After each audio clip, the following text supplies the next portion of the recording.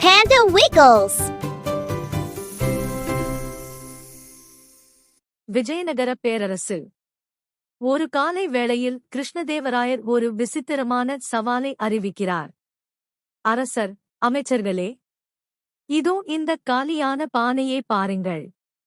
இதற்குள் எதையாவது நிரப்பி என்னை திருப்திப்படுத்த வேண்டும். யார் தயார்? அமைச்சர் 1, இது என்ன பெரிய காரியமா மன்னா? இதோ இப்போதே தண்ணீர் கொண்டு வருகிறேன். அமைச்சர் 2, நான் மணல் கொண்டு வருகிறேன். இல்லை, இல்லை, இதெல்லாம் வழக்கமாகச் செய்வது. எதிலும் புதுமை இல்லையே. வேறு யாராவது? பானைக்குள் போட கற்களைத் தவிர வேறு என்ன இருக்க முடியும்? அப்போது தெனாலி ராமன் மெல்லச் சிரித்துக் கொண்டே அரசவைக்குள் நுழைகிறார். அவர் கைகளில் எதுவுமே இல்லை. தெனாலி, நீ என்ன வெறும் கையோடு வருகிறாய்? உன்னால் இந்த பானையை நிரப்ப முடியாதா?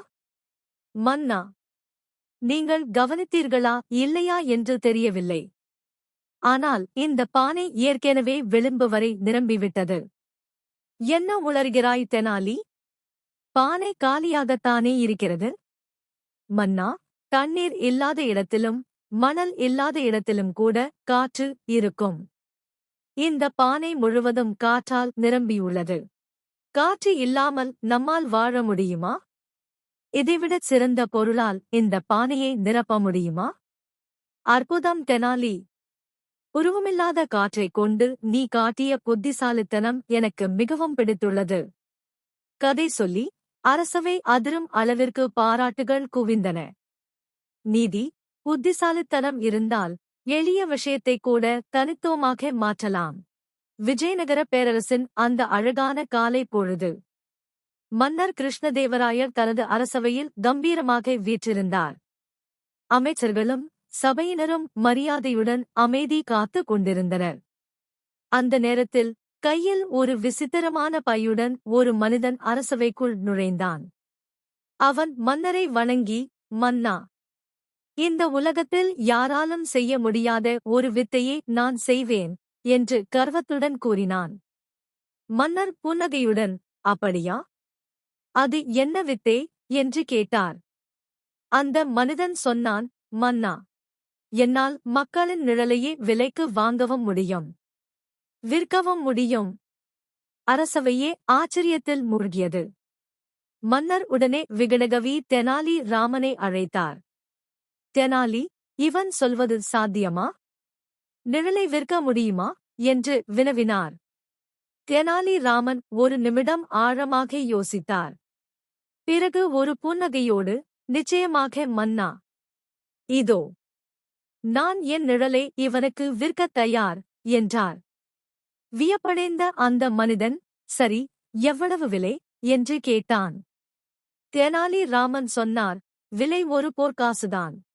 ஆனால் ஒரு நிபந்தனை. சூரியன் மறையும் வரை மட்டுமே நீ என் நிழலை பயன்படுத்த வேண்டும். அதற்குப் பிறகு நிழல் என்னுடையது. பேராசை கொண்ட அந்த மனிதன் அதற்கு சம்மதித்தான். நேரம் கடந்தது. சூரியன் மெல்ல மெல்ல மேற்கே மறையத் தொடங்கியது. சூரியன் மறைய மறைய தரையில் இருந்த நிழலும் சுருங்கி மறைந்து போனது. அந்த மனிதன் பதற்றத்துடன், ஐயோ, நான் காசு கொடுத்து வாங்கிய நிழல் எங்கே போனது என்று கத்தினான். தெனாலி ராமன் பலமாகச் சிரித்துக் கொண்டே சொன்னார், சூரியன் மறைந்தால் நிழல் எங்கே இருக்கும்? ஒப்பந்தப்படி சூரியன் மறைந்துவிட்டது, இனி நிழல் எனக்குத்தான் சொந்தம். அவன் தன் முட்டாள்தனத்தை உணர்ந்தான். சபையே சிரிப்பில் ஆழ்ந்தது. அந்த விசித்திர மனிதன் தலைகுனிந்து அங்கிருந்து வெளியேறினான். நீதி, புத்திசாலித்தனமும் சமயோசித அறிவும் இருந்தால் எப்பேற்பட்ட சிக்கலையும் எளிதாகத் தீர்க்கலாம். விஜயநகர பேரரசு கலைகளாலும் அறிவாற்றலாலும் செழித்து விளங்கியது. ஒருநாள் மன்னர் கிருஷ்ணதேவராயரின் அரசவைக்கு ஒரு நபர் வந்தார். அவர் ஒரு அரசவான், ஆனால் அவரிடம் மிகுந்த அகம்பாவமும் பேராசையும் குடிகொண்டிருந்தன. மன்னா, இந்த புவியில் உள்ள அனைத்து கலைகளையும் கற்றவன் நான். என்னை விட புத்திசாலி எவரும் இலர். அவரது கர்வத்தை குறைக்க எண்ணிய மன்னர் தெனாலி ராமனை பார்த்தார். ராமன் ஒரு பொற்காசை கையில் எடுத்து அந்த நபரிடம் நீட்டினார். புத்திசாலி ஐயாவே, இதோ இந்த ஒரு பொற்காசு. இதைக் கொண்டு இந்த நகரம் முழுவதையும் சுற்றி வாருங்கள். ஆனால் மாலையில் திரும்பும்போது உண்மையான மகிழ்ச்சியை விலைக்கு வாங்கி வர வேண்டும். இதுவே உங்கள் சோதனை. அரசவான் குழம்பினார். பொன்னை கொடுத்து பொருட்களை வாங்கலாம், மகிழ்ச்சியை எப்படி வாங்குவது? அவர் நகரின் பெரிய கடைகளுக்குச் சென்றார். விலை உயர்ந்த ஆடைகள், நாவூரும் இனிப்புகள் என அனைத்தையும் வாங்கினார். ஆனால் மாலை ஆனபோதும் அவர் மனதிற்குள் மகிழ்ச்சி பிறக்கவில்லை. பையும் காலியானது, மனமும் கனமானது. அவர் ஒரு மரத்தடியில் அமர்ந்திருந்தபோது ஒரு ஏழைச் சிறுவன் பசியோடு அவர் அருகே வந்தான். ஐயா, பசிக்கிறது. உண்ண ஏதேனும் தருவீர்களா? தன்னிடம் எஞ்சியிருந்த ஒரு சிறிய உணவு பொட்டலத்தை அந்தச் சிறுவனுக்கு அவர் கொடுத்தார். அந்த உணவை உண்ட சிறுவனின் முகத்தில் மின்னிய அந்த புன்னகை, அதுவரை அவர் கண்டிராத பேரழகு. அந்த பிஞ்சு முகத்தின் மகிழ்ச்சி அந்த அரசவானின் இதயத்தை மென்மையாக தொட்டது. உண்மையை உணர்ந்த அவர் ஓடோடி வந்து தெனாலி ராமனின் கால்களில் விழுந்தார். ராமன் ஐயா, என்னை மன்னித்து விடுங்கள். இத்தனை காலம் பொருட்களைச் சேர்ப்பதில்தான் மகிழ்ச்சி என்று நினைத்தேன். ஆனால் இன்றுதான் உணர்ந்தேன், பிறருக்கு உதவுவதில் கிடைக்கும் திருப்தியே உண்மையான மகிழ்ச்சி என்று.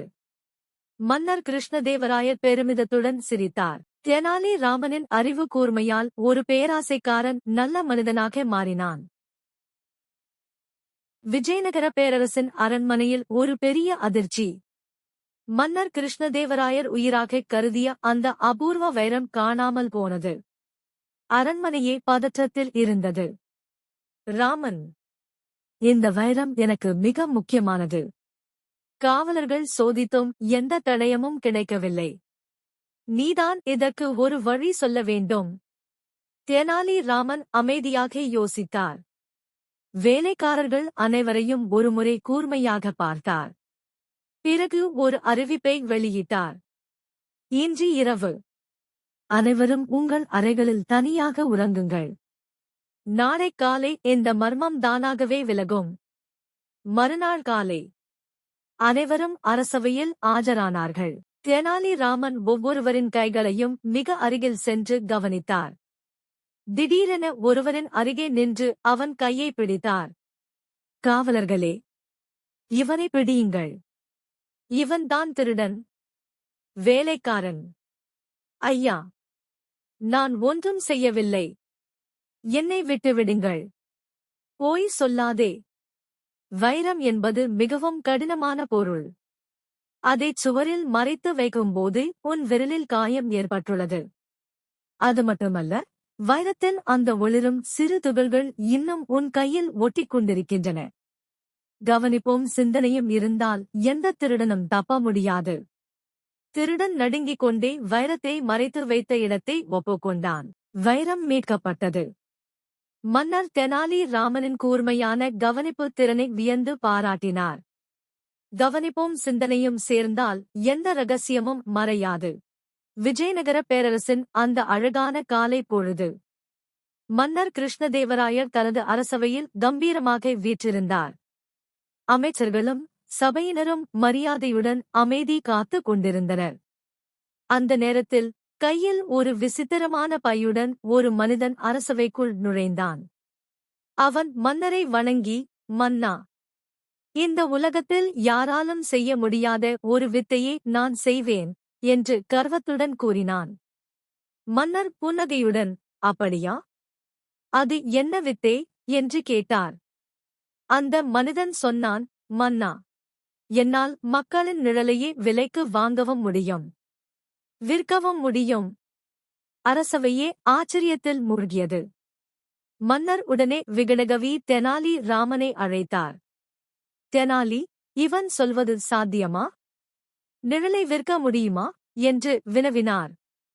தெனாலி ராமன் ஒரு நிமிடம் ஆழமாக யோசித்தார். பிறகு ஒரு புன்னகையோடு, நிச்சயமாக மன்னா. இதோ நான் என் நிழலை இவனுக்கு விற்கத் தயார் என்றார். வியப்படைந்த அந்த மனிதன், சரி, எவ்வளவு விலை என்று கேட்டான். தெனாலி ராமன் சொன்னார், விலை ஒரு பொற்காசுதான். ஆனால் ஒரு நிபந்தனை. சூரியன் மறையும் வரை மட்டுமே நீ என் நிழலை பயன்படுத்த வேண்டும். அதற்குப் பிறகு நிழல் என்னுடையது. பேராசை கொண்ட அந்த மனிதன் அதற்குச் சம்மதித்தான். நேரம் கடந்தது. சூரியன் மெல்ல மெல்ல மேற்கே மறையத் தொடங்கியது. சூரியன் மறைய மறைய தரையில் இருந்த நிழலும் சுருங்கி மறைந்து போனது. அந்த மனிதன் பதற்றத்துடன், ஐயோ! நான் காசு கொடுத்து வாங்கிய நிழல் எங்கே போனது என்று கத்தினான். தெனாலி ராமன் பலமாகச் சிரித்துக் கொண்டே சொன்னார், சூரியன் மறைந்தால் நிழல் எங்கே இருக்கும்? ஒப்பந்தப்படி சூரியன் மறைந்துவிட்டது, இனி நிழல் எனக்குத்தான் சொந்தம். அவன் தன் முட்டாள்தனத்தை உணர்ந்தான். சபையே சிரிப்பில் ஆழ்ந்தது. அந்த விசித்திர மனிதன் தலைகுனிந்து அங்கிருந்து வெளியேறினான்.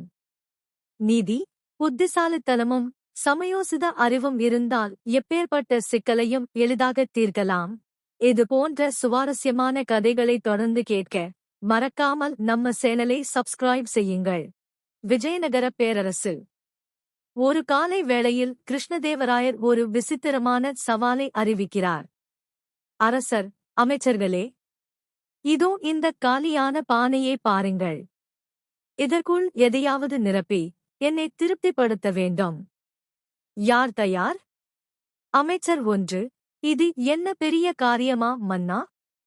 இதோ இப்போதே தண்ணீர் கொண்டு வருகிறேன். அமைச்சர் 2, நான் மணல் கொண்டு வருகிறேன். இல்லை, இல்லை, இதெல்லாம் வழக்கமாகச் செய்வது. எதிலும் புதுமை இல்லையே. வேறு யாராவது? பானைக்குள் போட கற்களைத் தவிர வேறு என்ன இருக்க முடியும்? அப்போது தெனாலி ராமன் மெல்லச் சிரித்துக் கொண்டே அரசவைக்குள் நுழைகிறார். அவர் கைகளில் எதுவுமே இல்லை. தெனாலி, நீ என்ன வெறும் கையோடு வருகிறாய்? உன்னால் இந்த பானையை நிரப்ப முடியாதா? மன்னா, நீங்கள் கவனித்தீர்களா இல்லையா என்று தெரியவில்லை. ஆனால் இந்த பானை ஏற்கெனவே விளிம்பு வரை நிரம்பிவிட்டது. என்ன உளறுகிறாய் தெனாலி? பானை காலியாகத்தானே இருக்கிறது. மன்னா, தண்ணீர் இல்லாத இடத்திலும் மணல் இல்லாத இடத்திலும் கூட காற்று இருக்கும். இந்த பானை முழுவதும் காற்றால் நிரம்பியுள்ளது. காற்று இல்லாமல் நம்மால் வாழ முடியுமா? இதைவிடச் சிறந்த பொருளால் இந்த பானையை நிரப்ப முடியுமா? அற்புதம் தெனாலி! உருவமில்லாத காற்றைக் கொண்டு நீ காட்டிய புத்திசாலித்தனம் எனக்கு மிகவும் பிடித்துள்ளது. கதை சொல்லி அரசவை அதிரும் அளவிற்கு பாராட்டுகள் குவிந்தன. நீதி, புத்திசாலித்தனம் இருந்தால் எளிய விஷயத்தைக் கூட தனித்துவமாக மாற்றலாம். இது போன்ற சுவாரஸ்யமான கதைகளை தொடர்ந்து கேட்க மறக்காமல் நம்ம சேனலை சப்ஸ்கிரைப் செய்யுங்கள்.